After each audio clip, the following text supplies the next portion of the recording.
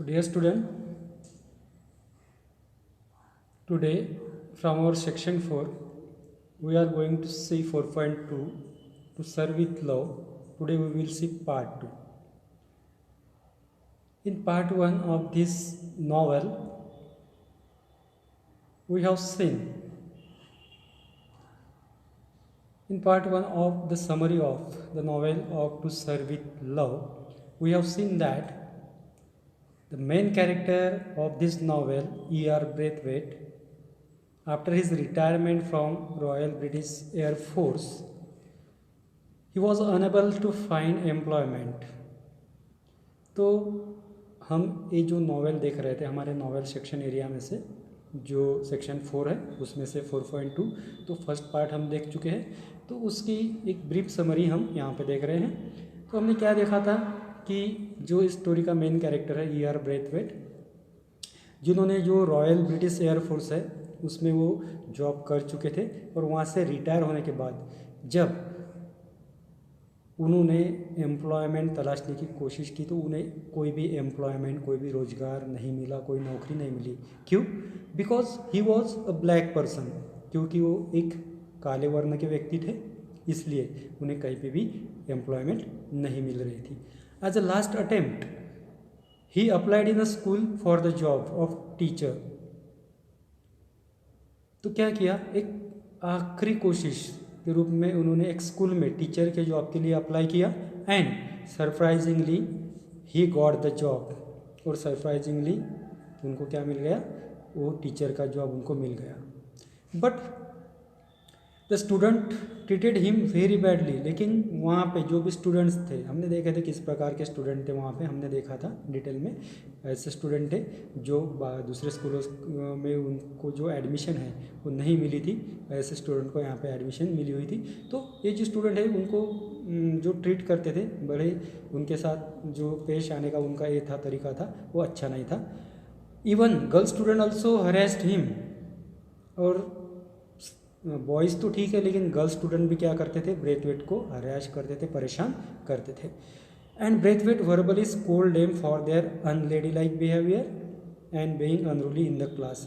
और तब ब्रेथवेट क्या करते थे, उन गर्ल स्टूडेंट को वर्बली शब्दों के माध्यम से उनको डांटते थे, फटकारते थे, उनको शब्दों के माध्यम से ये कहते थे कि उनका जो बिहेवियर है वो अनलेडी लाइक है, उस स्त्री के जैसा नहीं है, या फिर वो जो गर्ल्स है तो गर्ल्स लोगों ने ऐसा व्यवहार नहीं करना चाहिए, उनका व्यवहार अनलेडी लाइक है। और क्लास में वो अनरूली भी रहते हैं, बेलगाम रहते हैं, इस प्रकार के शब्दों में वो उनको क्या करते थे, गर्ल स्टूडेंट को डांटते थे, फटकारते थे। So student, let us see the remaining part of the summary of this novel.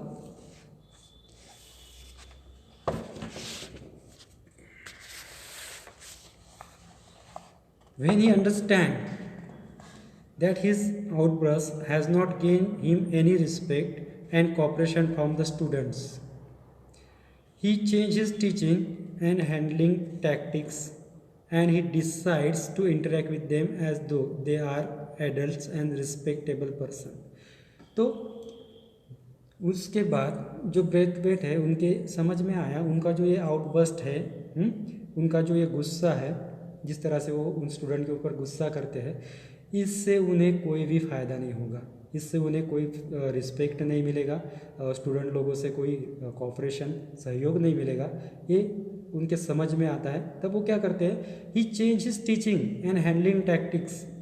वो अपनी टीचिंग जो है, जो स्टूडेंट को हैंडलिंग करने की एक प्रकार की युक्तियाँ है, टैक्टिक्स है, तंत्र है, उसमें वो बदल करते हैं। And he decides to interact with them as though they are adults and respectable person. और वो ऐसा डिसाइड करते हैं कि स्टूडेंट के साथ जब भी वो इंटरेक्ट करेंगे, जब बात करेंगे, संभाषण करेंगे, तो उन्हें एडल्ट की तरह, जो प्रौढ़ व्यक्ति है, बड़े लोगों की तरह उन्हें वो रिस्पेक्टेबल पर्सन की तरह, आदरणीय व्यक्तियों की तरह वो उन्हें ट्रीट करेंगे, इंटरेक्ट उनके साथ इस तरह से करेंगे, ऐसा वो डिसाइड करते हैं। He requires every girl to be refer to as miss and that his student call him sir. तो वो क्या करते हैं, डिसाइड करते हैं कि जो गर्ल स्टूडेंट है हर एक गर्ल स्टूडेंट को जब भी वो रेफ़र करेंगे, जब भी उनका नाम लेंगे वो मिस लगाएंगे, और तभी जो उनके स्टूडेंट है उनको सर भी बोलेंगे। ऐसा वो क्या करते हैं, डिसाइड करते हैं। इस तरह से रिस्पेक्ट देने का प्रयास वो करते हैं अपने स्टूडेंट को। At first the student find this level of difference ridiculous.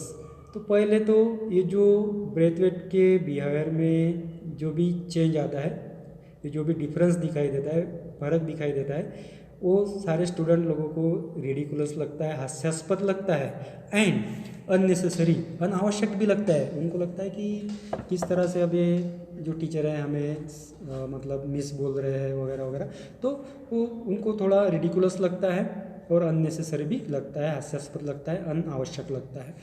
However they come around after only a few weeks, completely changing both their hygiene and their attitudes towards one another। लेकिन क्या होता है, कुछ समय बाद वो जो स्टूडेंट्स हैं, उन स्टूडेंट्स का जो बिहेवियर है वो सब बदलने लगता है।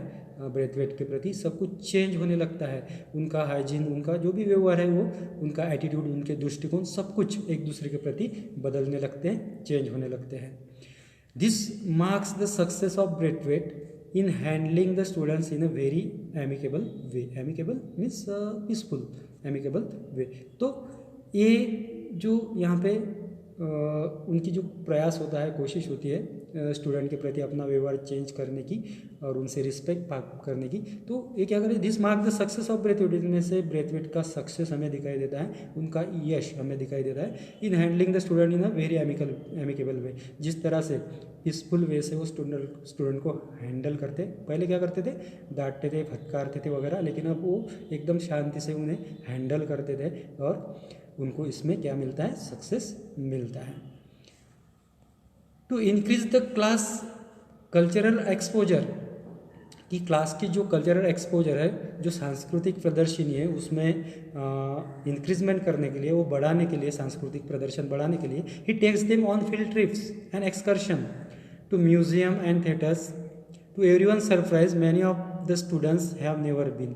तो वो इसके लिए क्या करते हैं, उन स्टूडेंट को ट्रिप पे, फील्ड ट्रिप पे लेके जाते हैं, एक्सकर्शन के लिए, आउटिंग के लिए, जिसे हम सहल कहते हैं, सफ़र कहते हैं, सफ़र पे लेके जाते हैं। कहाँ कहाँ, टू म्यूज़ियम, जो संग्रहालय है, म्यूज़ियम, वहाँ पे लेके जाते हैं, थिएटर्स में लेके जाते हैं, and to everyone surprise many of the students have never been. और एक सरप्राइज़ की बात ये होती है कि इन जगहों पे बहुत सारे जो स्टूडेंट है कभी भी अब तक वहाँ पे नहीं गए हुए होते हैं, इसलिए स्टूडेंट लोगों को भी जाने में मज़ा आता है। A white female teacher Gillian Blanchard accompanies the class on this excursion। तो वहाँ पे एक गौरवर्णीय जो फीमेल टीचर है जिनका नाम है गिलियन ब्लैंचर्ड, वो इस एक्सकर्शन पे, मतलब जो आउटिंग है, सहल है, सफ़र है, तब वो उनके साथ, स्टूडेंट के साथ, ब्रेथवेट के साथ वहाँ पे जाती है। This marks the beginning of friendship between Blanchard and Braithwaite. तो यहाँ से ही जो टीचर ब्लैंचर्ड है और ब्रेथवेट है, इनके फ्रेंडशिप की शुरुआत होती है। Similarly Braithwaite's relationship with his student is tested many a times. और इसी तरह से जब ब्लैंचर्ड उनके साथ होती है तो ब्रेथवेट की उनके स्टूडेंट के साथ कैसा रिलेशन है, कैसे रिलेशनशिप है, ये भी बहुत बार टेस्टेड किया जाता है, वो देखा जाता है कि उनका रिलेशन स्टूडेंट के साथ कैसा है। Although his students frequently disappoint and hurt him, कि हमने देखा है कि बहुत से बार उनके स्टूडेंट उन्हें क्या करते हैं, बहुत बार डिसअपॉइंट करते हैं, निराश करते हैं, उन्हें हर्ट करते हैं। He learns to forgive them, फिर भी वो सारी बातों से वो ब्रेथवेट सीखते हैं उन्हें माफ़ करने के लिए, उन्हें अपने स्टूडेंट को माफ़ करते हैं। The student constantly surprise him with their maturity, empathy and knowledge. और इसी तरह उनके स्टूडेंट फिर क्या करते हैं आगे, हमेशा ब्रेथवेट को सरप्राइज़ करते हैं, एक आश्चर्य का धक्का देते हैं अपने मैच्योरिटी दिखाते हुए, अपने जो मैच्योरिटी है, जिस तरह से वो ग्रोन अप हुए। और एम्पैथी जो है, मतलब एम्पैथी क्या कहते हैं हम, दूसरों की जो फीलिंग्स होते हैं वो जानने की एक जो एबिलिटी होती है, दूसरे की फीलिंग्स जान लेने की एबिलिटी जो होती है, the power of understanding and imaginatively, मतलब entering into another person's feeling, entering into another person's feeling. तो दूसरे व्यक्ति की जो भावना है उनको जान लेने की एबिलिटी मतलब ही एम्पैथी कही जाती है। एंड नॉलेज, और उनका जो ज्ञान है, ये सारी बातें देख के जो ब्रेथ हेड है वो सरप्राइज हो जाते हैं। Another facet of the story which greatly affects its narrative lies in the heavy history of colonialism। और दूसरा इस स्टोरी का जो पहलू है वो कहाँ किस चीज़ में, कि जो कॉलोनियलिज्म का जो हिस्ट्री है, वसाहतवाद का जो इतिहास है, उसके बारे में जो भी वर्णन आया है उसमें दूसरा पहलू हमें इस स्टोरी का देखने को मिलता है। इट्स डार्क कॉन्सिक्वेंसेस, तो उसके क्या डार्क कॉन्सिक्वेंस थे, क्या जो बैड हम कह सकते हैं परिणाम थे। मेंटल एंड फिजिकल ट्रॉमा, जो मानसिक और शारीरिक प्रकार का जो ट्रॉमा क्या होता है, पावरफुल शॉक, मन को जो हुआ आघात होता है उसे कहते हैं ट्रॉमा। तो ये सारी बातें वहाँ पे, that increases Braithwaite's hatred and wrath for British, उसी से ही ब्रेथवेट का ब्रिटिश लोगों के प्रति जो गुस्सा है, हेट्रेड, रैथ का मतलब भी वही गुस्सा जो है वो बढ़ते जाता है, इंक्रीज होते जाता है। ही कॉन्स्टेंटली फील्स द प्रेजुडिशियल पूर्वग्रह दूषित, प्रेजुडिशियल का मतलब होता है पूर्वग्रह दूषित। तो prejudicial effects of colonialism while living in England and world war second, तो वो कॉन्स्टेंटली फील करता है, इसे बार बार फील करता है कि जब वो कॉलोनियलिज्म का जो भी इफेक्ट्स है, प्रभाव है, कि जब वो इंग्लैंड में रहता था वर्ल्ड वॉर सेकंड के बाद, तो वो कॉन्स्टेंटली उसका जो मन था इन सारे चीज़ों से दूषित हुआ था, पूर्वग्रह उसके मन में थे।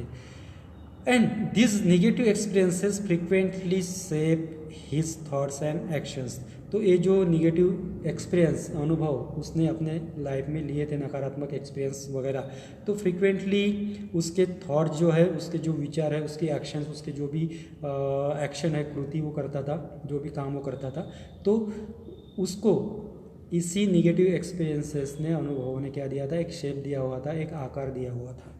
Brathwaite is surprise and shock by the condition in which this students live, तो किस कंडीशन में उसके जो ये विद्यार्थी है, स्टूडेंट रहते हैं, ये देख के ब्रेथवेट को सरप्राइज होता था, उसको शॉक भी मतलब एक आश्चर्य का धक्का भी लगता था। And also the physical trauma of the war that can be seen through out his teaching environment, और जो भी वॉर हुआ था उसका जो पावरफुल शॉक उसको लगा होता, ये सब जो चीज़ें हैं वो उसका जो भी पूरा टीचिंग एनवायरनमेंट है, सारे टीचिंग एनवायरनमेंट में हम इस नॉवेल के माध्यम से ये सारी चीज़ें हम देख सकते हैं, इजीली देख सकते हैं, उन्हें समझ सकते हैं।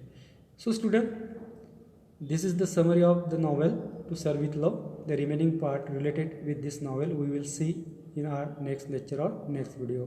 Thank you.